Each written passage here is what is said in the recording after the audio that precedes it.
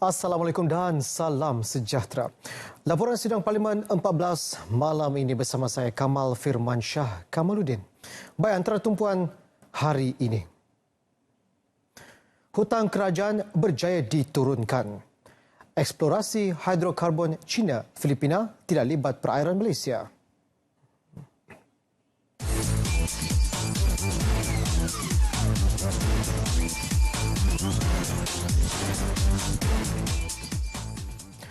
Perubahan pesat ekonomi melibatkan peningkatan ekonomi digital dan penurunan ekonomi sektor peruncitan perlu dicatatkan. Ia sedikit sebanyak akan mempengaruhi pertumbuhan sektor lain, antaranya sektor pekerjaan dengan penggunaan guna tenaga pekerja. Ahli Parlimen Jeli Datuk Seri Mustafa Mohamad mencadangkan agar pihak kerajaan menyediakan perangkaan perubahan ekonomi negara agar dapat menjadi rujukan sekaligus mengesan dengan tepat perubahan ekonomi pesat negara. Berkaitan dengan kadar pertumbuhan secara purata tahun ini yang menyederhana dan juga ekonomi digital. Yang pertamanya, kita dimaklumkan bahawa dengan izin brick and mortar business berkurangan, kedai-kedai runcit, shopping mall susah untuk dijual. Ini mengikut angka yang dikeluarkan oleh badan seperti NAPIK dan lain-lain. Pada masa yang sama, kita tahu bahawa perniagaan seperti e-commerce, digital ekonomi tadi, termasuklah masa depan Gojek, Grab, ada Airbnb, kita tahu bahawa sektor ini berkembang. Jadi satu sektor berkurangan, satu berkembang. Ini perkembangan yang positif bagi negara, perkembangan ekonomi digital. Kalau kita campur dua itu, maknanya kemerosotan brick and mortar dan peningkatan digital ekonomi, adakah ini telah memberi kesan yang baik untuk guna tenaga employment dan juga ekonomi Malaysia. Jadi soalannya ialah sama ada kita sudah ada perangkaan yang kukuh, yang mantap untuk kita menangkap ataupun capture perubahan-perubahan yang pesat berlaku pada hari ini, dan sudah pasti masa hadapan perubahan ini akan semakin ketara lagi. Terima kasih. Yang Hormat. Ahli Parlimen Gombak yang juga Menteri Hal Ehwal Ekonomi Datuk Seri Muhammad Azmin Ali menjelaskan bahawa terdapat perubahan ekonomi pesat dengan pertumbuhan sektor ekonomi digital yang semakin meningkat dan pihak kerajaan terus menyediakan indeks-indeks tertentu agar boleh dirujuk ketika ini dan pada masa akan datang. Pertumbuhan ekonomi negara masih belum digembelengkan sepenuhnya bagi mencapai potensi yang optimum.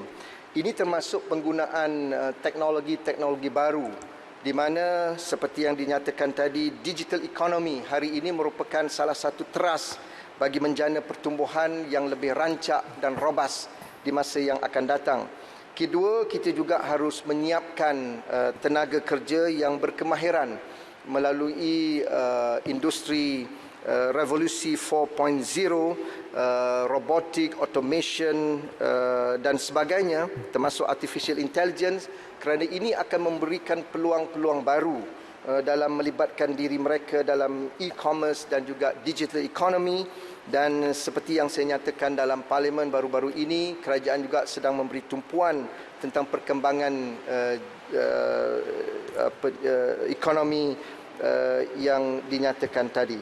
Kita juga mengambil maklum bahawa sektor peruncitan dan retail outlets hari ini menghadapi sedikit kemerosotan, dan saya percaya dengan pendekatan-pendekatan dan dasar yang akan diambil, kita dapat melihat kedua-dua statistik ini untuk melihat apakah hala tuju yang lebih baik bagi menjana pertumbuhan ekonomi di masa yang akan datang. Dalam pada itu, Datuk Seri Muhammad Azmin turut menjelaskan isu pembayaran royalti kepada Kelantan dan Pahang. Bayaran royalti melibatkan 10 lapangan pengeluaran minyak dan gas kepada Kelantan dan Pahang hanya akan dilakukan selepas isu persempadanan perairan diselesaikan mengikut perundangan sedia ada. Datuk Seri Muhammad Azmin menjelaskan sebelum ini tidak pernah wujud persempadanan laut antara negeri-negeri di Malaysia. Memang persempadanan perairan laut ini tidak pernah wujud di antara negeri-negeri. Yang ada adalah sempadan perairan mengikut negara di antara Malaysia dengan negara-negara jiran. Di antara negeri memang tidak wujud, dan ini menyulitkan Petronas untuk membuat bayaran tunai kepada negeri-negeri yang berhak mendapat bayaran tunai tersebut. Oleh itu, saya telah berbincang dengan Yang Amat Berhormat Perdana Menteri semalam, apakah langkah yang boleh kita ambil. Pada prinsipnya, kita akan memulakan proses untuk menentukan sempadan perairan mengikut negeri tertakluk kepada perundangan yang sedia ada. Beliau menjelaskan ketika menggulung perbahasan rang Undang-Undang Perbekalan 2020 bagi kementeriannya. Muhammad Azmi berkata daripada 12 telaga minyak dan gas di kawasan perairan Pantai Timur, hanya 2 telaga iaitu Lapangan Bumi South dan Suria Selatan yang jelas berada di dalam lingkungan 3 batu nautika dari pesisir Pantai Kelantan. 10 lapangan lain yang mengeluarkan hasil secara berperingkat mulai 2013 berada di luar kawasan 3 batu nautika dari kesemua negeri terlibat. Kerajaan kini dalam proses menyelaras semula fungsi agensi-agensi penggalakan pelaburan IPA bagi memperkukuh lagi peranannya. Jelas Timbalan Menteri Perdagangan Antarabangsa dan Industri MITI, Dr. Ong Kian Ming, usaha itu juga bertujuan memastikan sumber kerajaan bagi pelaksanaan inisiatif-inisiatif penggalakan pelaburan dapat dimanfaatkan secara optimum selain mengelak persaingan tidak sihat dalam kalangan IPA dan mencetuskan kekeliruan di pihak pelabur. Kerajaan telah pun memulakan proses penyelarasan semula bagi memperkukuhkan fungsi-fungsi IPA berkenaan. Langkah ini juga bertujuan memastikan sumber kerajaan dalam melaksanakan inisiatif penggalakan pelaburan digunakan secara optimum di samping mengelakkan persaingan tidak sihat di antara kalangan IPA serta kekeliruan di kalangan pelabur. Menerusi agenda pemerkasaan Jawatan Kuasa Nasional mengenai Pelaburan ataupun National Committee on Investment NCI sebagai jawatan kuasa pelulus insentif tunggal negara, Sole Approving Committee for Incentives, peranan MIDA akan diperkukuhkan sebagai agensi promosi pelaburan utama negara sementara IPA lain akan berfungsi sebagai badan yang menyelenggara akaun pelabur terutamanya dari aspek fasilitasi dan juga pelaksanaan projek-projek pelaburan. Beliau menggulung perbahasan rang Undang-Undang Perbekalan 2020 di persidangan Dewan Rakyat.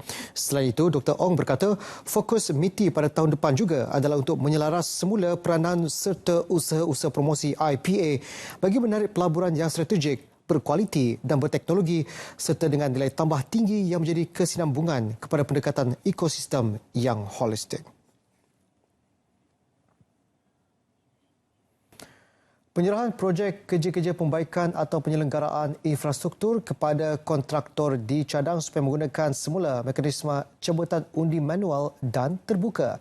Ahli Parlimen Hulu Langat Dato' Hasanuddin Mohamad Yunus turut menyarankan pihak Kementerian Kerja Raya menyerah tugas pembaikan kecil kepada Jabatan Pengairan dan Saliran JPS dan Jabatan Kerja Raya JKR selain memudahkan urusan kontraktor kecil.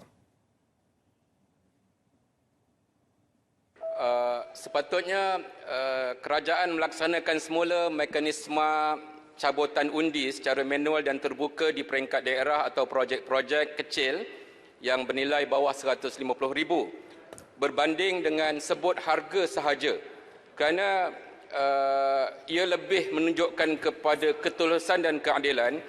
Sebut harga dengan pelbagai dokumen yang ditagih ini menyusahkan kontraktor kecil yang mereka tak banyak pekerja yang melaksanakan pentadbiran dokumen dan pengkeranian.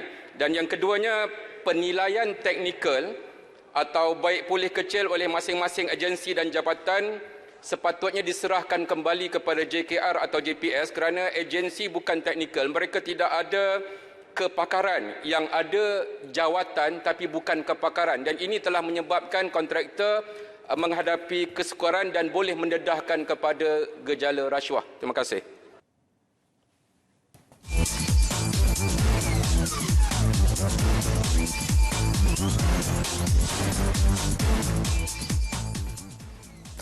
Hutang langsung meningkat untuk membiayai defisit kewangan secara langsung tanpa kerajaan perlu menggunakan kaedah pembiayaan luar belanjawan untuk menyembunyikan hutang meragukan seperti yang diamalkan pentadbiran dahulu. Jelas Menteri Kewangan Lim Guan Eng Jaminan kerajaan juga meningkat disebabkan projek-projek mega yang telah dirancang oleh kerajaan terdahulu termasuk menanggung hutang syarikat One Malaysia Development Berhad 1MDB. Janganlah hanya memberikan tumpuan kepada hutang langsung atau direct debt. Kerana kita kena lihat gambaran secara keseluruhan. Mengapa tak mahu sebut tentang jaminan kerajaan yang sudah committed? Committed bermakna bahawa agensi yang kerajaan berikan jaminan sudah tidak mampu membuat bayaran. Contohnya 1MDB sudah insolvent ataupun sudah bankrupt. Dan kerajaan terpaksa mengambil alih tanggungjawab membayar hutang seperti penjamin-penjamin lain. Namun kerajaan berjaya mengurangkan hutang keseluruhan yang meningkat kepada 80% daripada keluaran dalam negara kasar KDNK ke 77% dalam tempoh 6 bulan lalu. Tambah Guan Eng lagi, negara menikmati lebihan akaun semasa yang bermaksud sebuah ekonomi yang mengekspor lebih banyak nilai barangan dan perkhidmatan daripada mengimportnya. Beliau menjawab pertanyaan Ahli Parlimen Bera Datuk Seri Ismail Sabri di waktu pertanyaan jawab lisan hari ini. Pada bulan Oktober lalu, rizab antarabangsa negara meningkat dari RM419.6 bilion kepada RM432.7 bilion. Jumlah tersebut memadai untuk membiayai 7.6 bulan import tertunggak dan 1.1 kali jumlah hutang luar negara jangka pendek. Pada 2018, rizab antarabangsa Malaysia berjumlah RM419.6 bilion atau 101.4 bilion US dollar adalah memadai untuk membiayai 7.4 bulan import tertangguh dan 1 kali jumlah hutang luar negeri jangka pendek.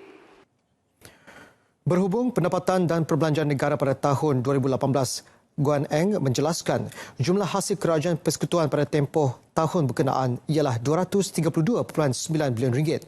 Perbelanjaan pada tahun berkenaan ialah RM287.1 bilion melibatkan perbelanjaan mengurus RM231 bilion dan perbelanjaan pembangunan sebanyak RM56.1 bilion. Beliau menjawab pertanyaan Ahli Parlimen Ranau Jonathan Yassin di waktu pertanyaan jawab lisan.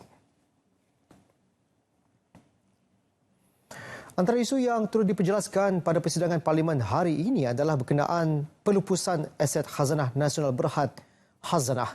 Menteri Hal Ehwal Ekonomi Datuk Seri Muhammad Azmin Ali menekankan aset yang dilupuskan bukan aset strategik tetapi aset komersial. Ia merupakan langkah bagi mendapatkan dana pelaburan baharu dan Khazanah terus berjaya mengurangkan hutangnya sebanyak RM8 bilion dengan langkah berkenaan. Saya telah menegaskan di dalam Dewan Yang Mulia ini, pelupusan yang Khazanah lakukan dalam tempoh setahun adalah bagi aset-aset komersial sahaja. Bukan aset-aset strategik yang telah mencapai sasaran komersial yang ditetapkan. Bertujuan menjana hasil, pertama untuk membayar hutang Khazanah, bukan hutang kerajaan. Kota Tinggi tolong bisikkan pada pekan. Ini hutang Khazanah, bukan hutang kerajaan. Dan yang kedua, untuk dilaburkan semula dalam pelaburan baru. Bagi aset-aset strategik milik Khazanah, Khazanah tetap kekal pemegang saham tunggal terbesar dalam beberapa GLC utama negara. Setakat 30 September 2019, pegangan Khazanah dalam aset strategik adalah seperti berikut. Malaysia Airport Holdings Berhad 33.21%. Telekom Malaysia 26.15% dan Tenaga Nasional Berhad 27.27%. Hasil daripada pelupusan yang dilaksanakan oleh Khazanah sepanjang tahun 2018 dan 2019, Khazanah telah berjaya mengurangkan hutang kira-kira RM8 bilion daripada RM55 bilion kepada RM47 bilion dan dijangka akan terus dikurangkan kepada RM35 bilion hingga RM40 bilion dalam tempoh jangka sederhana. Tambahnya, bagi tahun kewangan 2019, Khazanah menjangkakan akan kembali mencatat keuntungan sekitar RM5 bilion berbanding kerugian RM6.3 bilion pada tahun kewangan 2018. Pelupusan aset adalah aktiviti perniagaan yang lazim dilakukan oleh Khazanah sebagai sebuah dana pelaburan dan bukan suatu perkara yang baharu. Ia memandangkan Khazanah tidak menerima sebarang dana suntikan luar dalam pelaburannya.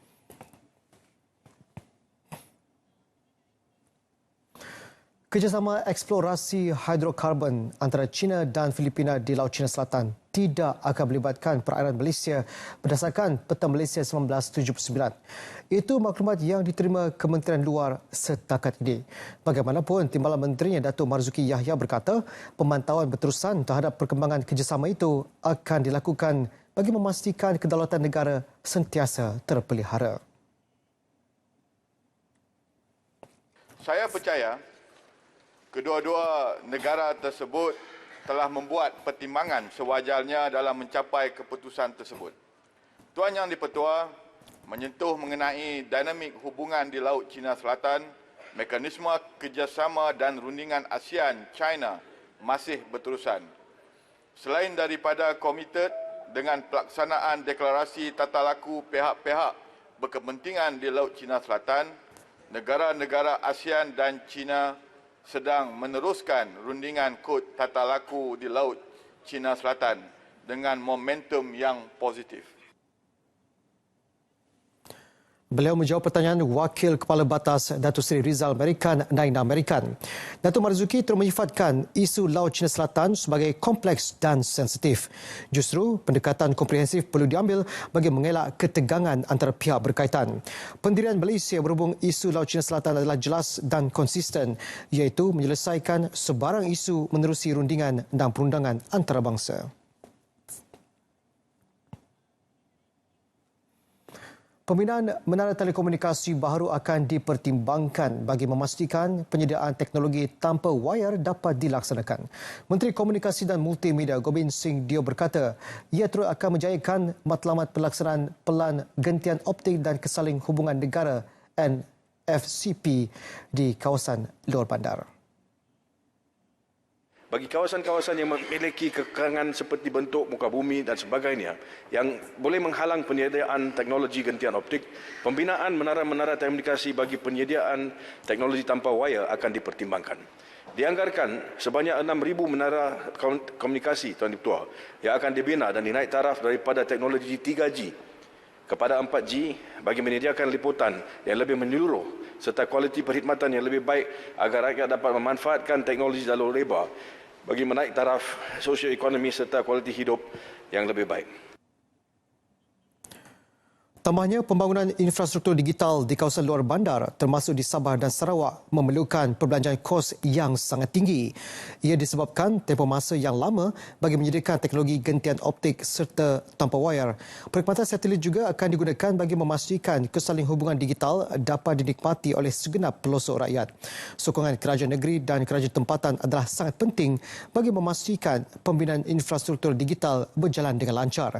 Gobind terus mengulas berkenaan isu ekonomi digital, penambahbaikan kandungan penyiaran, penyalahgunaan media sosial, kreativiti seni dan ketirisan maklumat semasa persidangan Parlimen hari ini. Kebebasan untuk membincangkan perkara atau berita secara terbuka dan telus di media sosial perlu dikekalkan, tetapi ia harus dibuat dengan cara berhemah dan tidak mencetuskan sebarang masalah sosial ataupun menjejaskan keselamatan negara.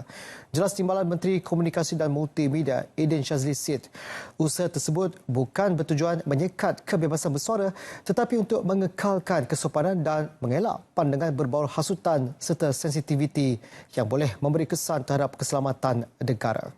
Tambah beliau lagi, peruntukan undang-undang yang sedia ada mencukupi dalam mengekang penyebaran berita tidak benar termasuk pemantauan oleh pihak berkuasa.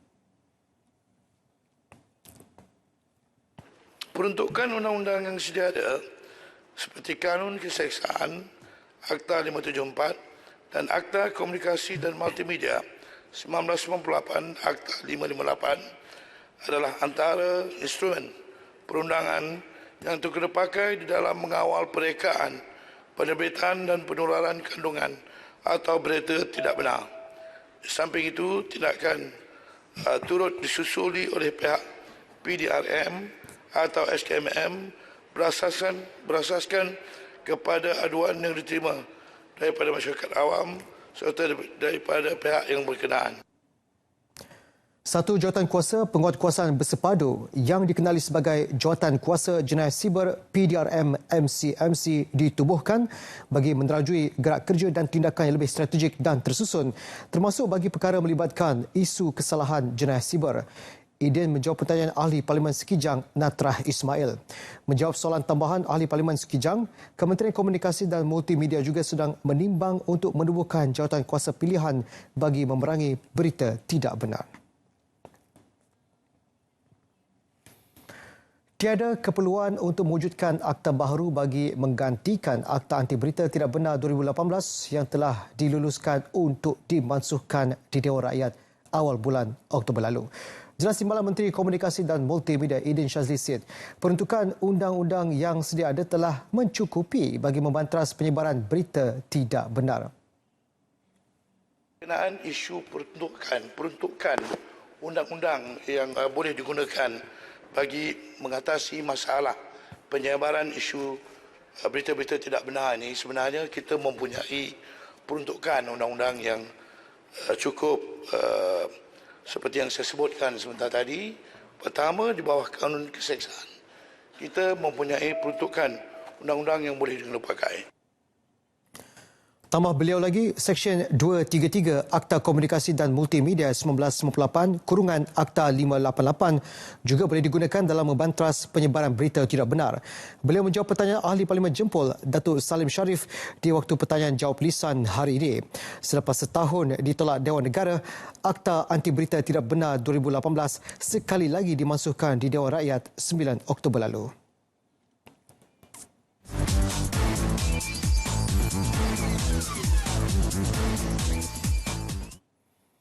Semakan latar belakang pendakwah asing sama ada Islam maupun bukan Islam yang ingin berceramah di negara ini perlu dilakukan atas tujuan keselamatan.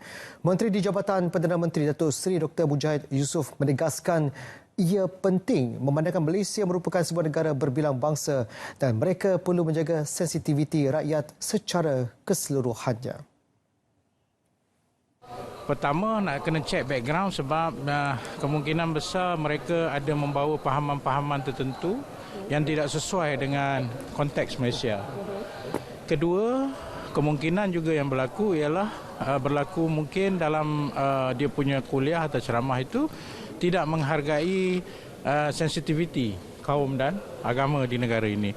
Dan ia bukan sahaja soal agama tapi juga tentang keselamatan dalam negeri. Beliau memberitahu media di lobi Parlimen. Datuk Seri Dr. Mujahid mengulas kenyataan Menteri Dalam Negeri Tan Sri Muhyiddin Yassin di Dewan Rakyat semalam bahawa semua pendakwa luar yang datang ke Malaysia untuk mengadakan ceramah keagamaan akan diteliti dan diperiksa latar belakang terlebih dahulu. Jabatan Kemajuan Islam Malaysia JAKIM juga akan membantu Kementerian Dalam Negeri khususnya dalam soal ini semampu mungkin. Sehingga 26 Oktober 2019, jumlah kumulatif kes denggi dilapor di seluruh negara adalah sebanyak 108,606 kes berbanding 61,254 kes bagi tempoh sama tahun 2018. Ia menunjukkan peningkatan 77.3%. Manakala jumlah kumulatif kematian denggi adalah sebanyak 154 kematian berbanding 104 kematian bagi tempoh sama tahun 2018. Peningkatan sebanyak 48.1%. Jelas Menteri Kesihatan Datuk Seri Dr. Zulkifli Ahmad, 6 negeri menunjukkan jumlah kes tertinggi iaitu Selangor, Kuala Lumpur, Putrajaya, Johor, Kelantan, Sabah dan Pulau Pinang. Manakala 9 negeri lagi merekodkan jumlah kes kurang daripada 3,000 kes.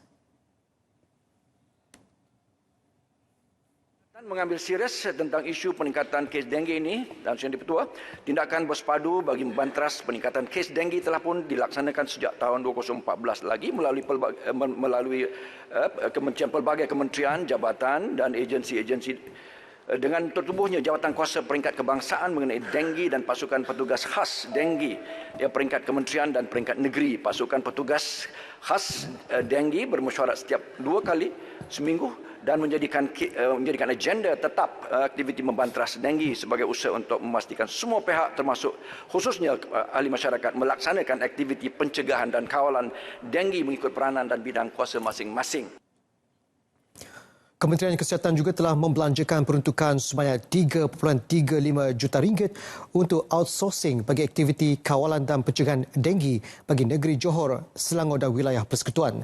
Tambah beliau lagi, antara langkah lain yang sedang diambil pihak kementerian ialah inisiatif inovasi kawalan denggi dengan pelepasan telur nyamuk Aedes berwolkabia bagi menggantikan populasi nyamuk Aedes liar yang membawa virus denggi. Datuk Seri Dr. Zulkifli menjawab pertanyaan Ahli Parlimen Merbuk Nor Azrina Surip di waktu pertanyaan jawab lisan. Kementerian Kesihatan bakal mengenakan kompaun dalam jumlah tertentu terhadap pengusaha kosmetik yang menggunakan bahan terlarang dan membahayakan pengguna. Menteri Kesihatan Datuk Seri Dr. Zulkifli Ahmad menegaskan ia dijangka dikuat kuasa pada awal tahun hadapan dalam usaha menangani isu lambakan produk kosmetik haram di pasaran tempatan. Kedua adalah untuk meneruskan apa yang diistilahkan sebagai menyarai hitamkan blacklist jenama produk, bukan syarikat, jenama produk tertentu secara spesifik, ya, supaya produk itu tidak dijual sama ada online atau offline, ya, sebagai satu, ya, supaya tidak dia mengulangi kesalahan itu. Dan akhir sekali kami sedang juga menimbangkan untuk seperti mana drugs, kita hendak satu amalan apa yang diistilahkan sebagai penghilangan amalan terbaik ataupun good manufacturing practice, GMP. Beliau bercakap kepada media di lobi Parlimen. Berdasarkan laporan akhbar, terdapat sesetengah pengusaha kosmetik menggunakan taktik kotor dengan mengitar semula produk mereka dengan jenama baru selepas produk asal dikenakan larangan kerana mengandungi bahan terlarang termasuk racun berjadual seperti merkuri dan tretinoin. Menerusi taktik berkenaan, produk seperti krim pemutih kulit yang dijual dengan nama day cream, night cream, glow cream atau treatment cream yang diarah ditarik balik dari pasaran akan dikeluarkan dengan nama lain dengan sedikit perubahan pada kandungannya. Kementerian Pelancongan, Seni dan Budaya sedang merancang mengadakan Majlis Pelancaran Perdana Tahun Melaut Malaysia VM 2020 pada penghujung tahun 2019. Perancangan untuk mengadakan pelancaran serentak di semua negeri dengan kerjasama kerajaan negeri bagi meningkatkan publisiti terhadap visit Malaysia bermula Januari 2020. Selain itu, Tourism Malaysia akan mengadakan majlis sambutan di lapangan terbang antarabangsa dan pintu-pintu masuk utama negara yang terpilih bagi menyambut ketibaan pelancong pada hari pertama visit Malaysia 2020. Jelas timbalan Menterinya Muhammad Bakhtiar Wancik, pihak kementerian turut merancang mengadakan satu sesi taklimat berkenaan pelaksanaan kempen VM 2020 kepada ahli parlimen yang dijangka akan diadakan pada 19 November 2019 di Parlimen. Saya yakin bahawa dengan penganjuran kempen VM 2020 ini akan memberi manfaat besar kepada pelbagai lapisan masyarakat serta industri pelancongan dan kebudayaan dengan pertambahan pendapatan tukaran asing kepada negara. VM 2020 ini juga berupaya untuk mewujudkan kesan limpahan kepada sektor-sektor ekonomi lain yang berkaitan termasuk meningkatkan pendapatan rakyat terutamanya di kawasan luar bandar. Saya menyeru agar semua pihak dapat bersama-sama mengembali tenaga menjayakan kempen VM 2020 ini sebagai satu misi nasional dan tanggungjawab kita bersama.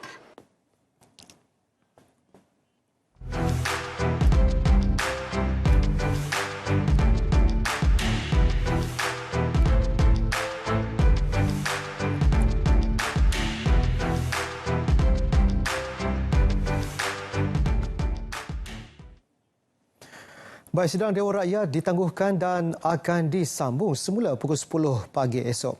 Saya Kamal Firmansyah Kamaluddin, sayangi Malaysiaku dan selamat malam.